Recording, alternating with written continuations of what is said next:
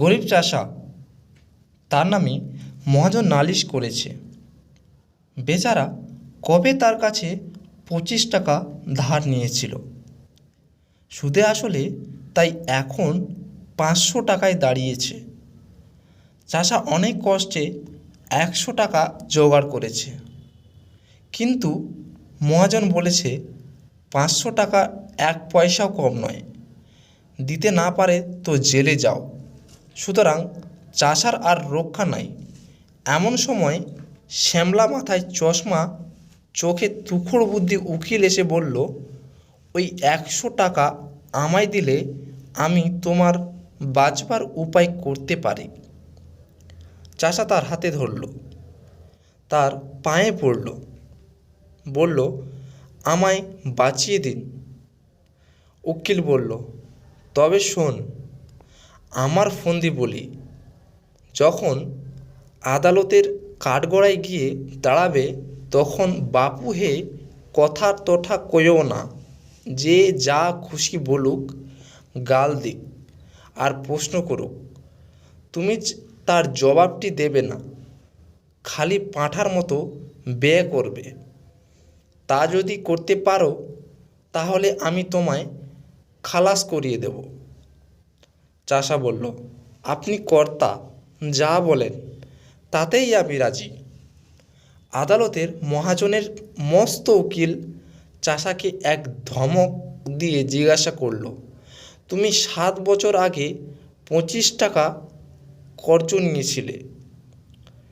চাষা তার মুখের দিকে চেয়ে বলল, ব্যয়। উকিল বলল, খবরদার, বল নিয়েছিলি কিনা? চাষা বলল, ব্যয়। উকিল বলল, হুজুর, আসামির বেয়াদবি দেখুন। হাকিম রেগে গিয়ে বললেন, ফের যদি অমনি করিস তোকে আমি ফাটক দেব। চাষা অন্তত ভয় পেয়ে কাঁদো কাঁদো হয়ে বলল, ব্যয় ব্যয়।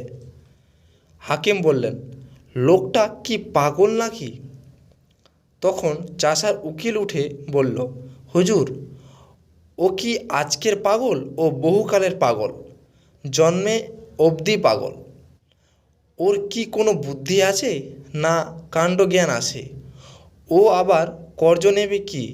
ও কি কখনো খত লিখতে পারে নাকি? আর পাগলের খত লিখলেও বা কি? দেখুন দেখুন, এই হতভাগা মহাজনটার কাণ্ড দেখুন তো। হচ্ছে করে জেনে শুনে পাগলটাকে ঠকিয়ে নেওয়ার মতলব করছে। আরে ওর কি মাথার ঠিক আছে? এরা বলছে, এইখানে একটা আঙুলের টিপ দে। পাগল কি জানে, সে অমনি টিপ দিয়েছে। এই তো ব্যাপার। দুই উকিলের ঝগড়া বেঁধে গেল। হাকিম খানিক শুনে টুনে বললেন, মকদ্দমা ডিসমিস। মহাজনের তো চক্ষু স্থির। সে আদালতের বাইরে এসে চাষাকে বলল, আচ্ছা, না হয় তোর 400 টাকা ছেড়েই দিলাম, ওই 100 টাকাই দে। চাষা বলল, ব্যয়। মহাজন যতই বলে, যতই বোঝায়, চাষা তার পাঁঠার বুলি কিছুতেই ছাড়ে না। মহাজন রেগে মেগে বলে, দেব, দেখে নেব, আমার টাকা তুই কেমনে করে হজম করিস। চাষা তার পোটলা নিয়ে গ্রামে ফিরতে চলেছে। গরিব চাষা এমন সময় তার উকিল এসে ধরল, যাচ্ছ কোথায় বাপু? আমার পাওনাটা আগে চুকিয়ে দিয়ে যাও। 100 টাকায় যে রফা দফা হয়েছিল, এখন মোকদ্দমা তো জিতিয়ে দিলাম। চাষা অবাক হয়ে তার মুখের দিকে তাকিয়ে বলল, ব্যয়। উকিল বলল, বাবু হে, ওসব চালাকি খাটবে না, টাকাটি এখন বের করো।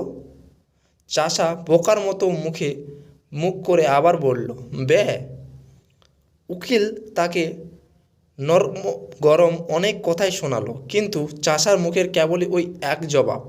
তখন উকিল বলল, হতভাগা, গোমুখ, পাড়া গিয়ে ভূত, তোর পেটে এত শয়তানি কে জানে?